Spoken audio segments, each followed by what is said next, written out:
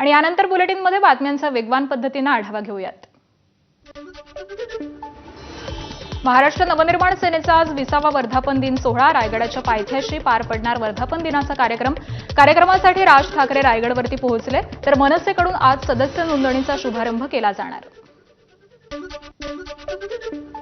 राज ठाकरेंनी दिल्या मनसेच्या वर्धापन दिनाच्या शुभेच्छा। 20 वर्षांपूर्वी महाराष्ट्राचा विकास, अस्मिता, मराठी भाषा आणि मराठा माणसाच्या हितासाठी झटणारी एक संघटना ही कल्पना घेऊन पक्षाची स्थापना झाली। राज ठाकरेंची पोस्ट।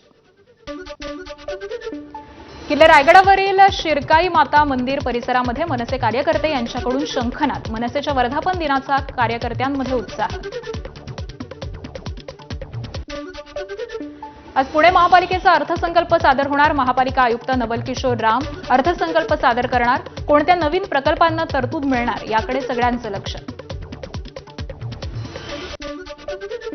मनसेचे नेते अविनाश जाधव यांचं मुख्यमंत्री देवेंद्र फडणवीस यांना पत्र। सामाजिक न्याय विभागामध्ये अनियमितता आणि घोळ असल्यानं चौकशीची मागणी। सामाजिक न्याय मंत्री संजय शिरसाट यांच्या कार्यालयातील खासगी सचिवावरती पत्रामधून आरोप।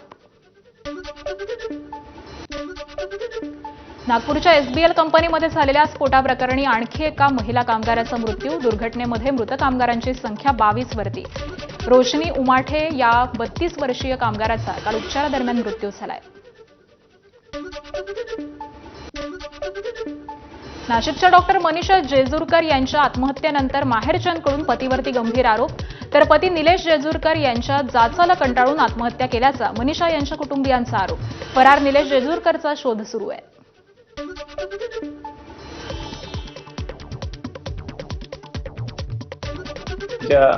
बहिणीने फिर्याद दिली आहे, त्यावरून आम्ही डॉक्टर जेजुरकर यांच्याविरुद्ध कलम 108 प्रमाणे गुन्हा दाखल केलेला आहे। पुढील तपास चालू आहे।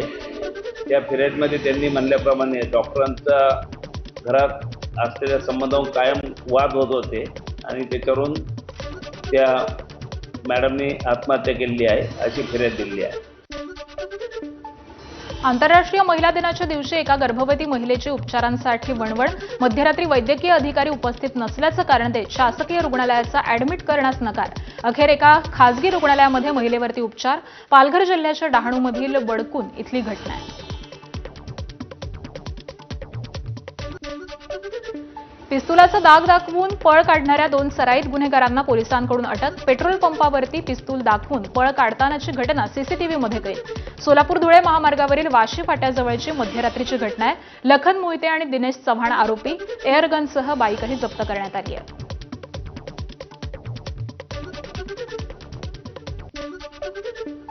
अहिल्यादेवी होळकर यांचं नाव बदलू नका। उद्या बारामतीमध्ये लक्ष्मण हाके यांचा निषेध मोर्चा। बारामतीमधील रुग्णालयाचं अहिल्यादेवी यांचं नाव बदलून स्वर्गीय अजितदादा पवार यांचं नाव देण्याचा प्रयत्न आहे। लोक अहिल्यादेवी होळकरांच्या नावानं जे वैद्यकीय महाविद्यालय बारामतीमध्ये आहे त्याचं नामकरण तसंच राहावं। त्यांच्या नामकरणामध्ये रुग्णालयाला किंवा महाविद्यालयाला अजितदादा पवारांच्या प्रती असणारी सहानुभूती, सहवेदना म्हणून अहिल्यादेवी होळकरांच्या नावे चालणाऱ्या या महाविद्यालयाला, रुग्णालयाला अहिल्यादेवी होळकरांचंच नाव ठेवण्यात यावं अशी विनंती आम्ही महाराष्ट्र शासनाला करत आहोत। बच्चू कडू यांच्या पदयात्रेचा आज शेवटचा दिवस। आज सलोना ते चिखलदरा भव्य पदयात्रा। तहसील कार्यालयाला घेराव घालण्याचा बच्चू कडूंचा इशारा। हा लढा आमचा भगतसिंग मार्गाने राहील। आता त्रिशूल घेऊन आम्ही तहसीलमध्ये घुसून तांडव नृत्य करू। त्या ताकदीनंच लढू। जे कारण जेवढी तळप, जेवढी तकलीफ मेळघाटातल्या सगळ्या शेतकरी शेतमजुरांना झालं, 70-80 वर्षापर्यंत साधं पाणी भेटू नये, लाईन भेटू नये एवढं दुर्दैव तर हिंदुस्थानात कोणाच्याच नशिबी आलं नसतं। बुलढाण्यात 2.5 लाख भाविकांच्या उपस्थितीत सैलानी बाबांचा 119वा सदर संपन्न। मुजावर परिवाराकडून निवस्थानापासून सैलानी बाबा दर्ग्यापर्यंत काढण्यात आली मिरवणूक।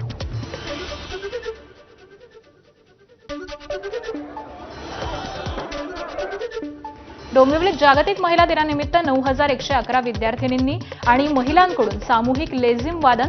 रवींद्र चव्हाण यांच्या डोंबिवलीकर एक सांस्कृतिक परिवार आणि कल्याण तालुका शारीरिक शिक्षण समितीच्या संयुक्त विद्यमानं कार्यक्रमाचं आयोजन।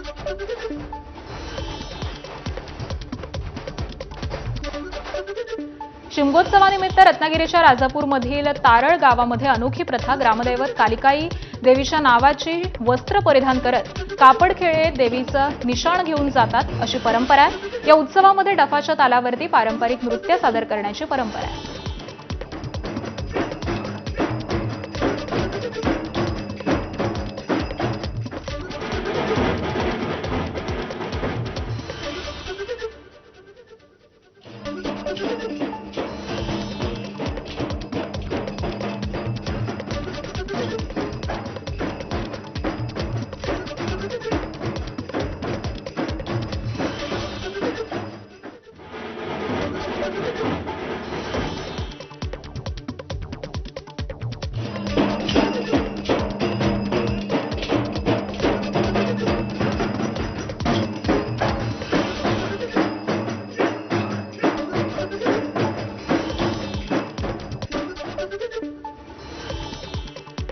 महामुंबईला पुन्हा एकदा उष्णतेच्या लाटेचा इशारा। ऊन तापणार, तापमानाचा पारा 40 ते 42 अंशांवरती जाण्याची शक्यता आहे।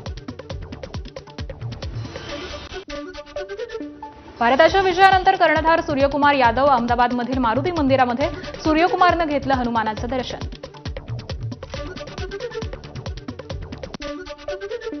मुख्यमंत्री देवेंद्र फडणवीसांनी दिल्या भारताच्या विजयाच्या शुभेच्छा। T20 विश्वचषक स्पर्धेमध्ये भारतीय संघाच्या ऐतिहासिक आणि स्मारकीय मुख्यमंत्र्यांनी केलं टीम इंडियाचं अभिनंदन।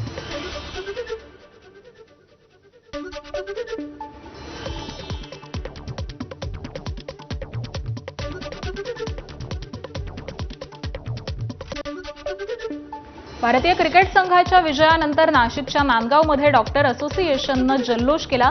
रंगांची उधळण, फटाक्यांची आतषबाजी करत जल्लोष।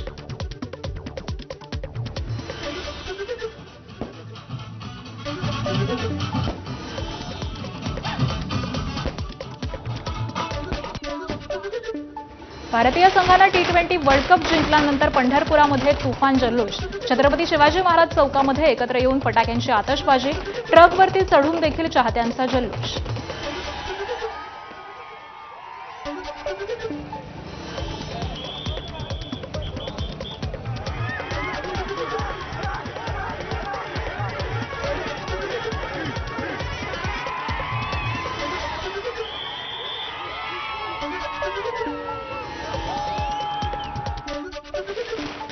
कोल्हापुरात क्रिकेट प्रेमींकडून जल्लोष साजरा। छत्रपती शिवाजी महाराज चौकामध्ये एकत्र येत फटाके फोडत आनंद व्यक्त केलाय।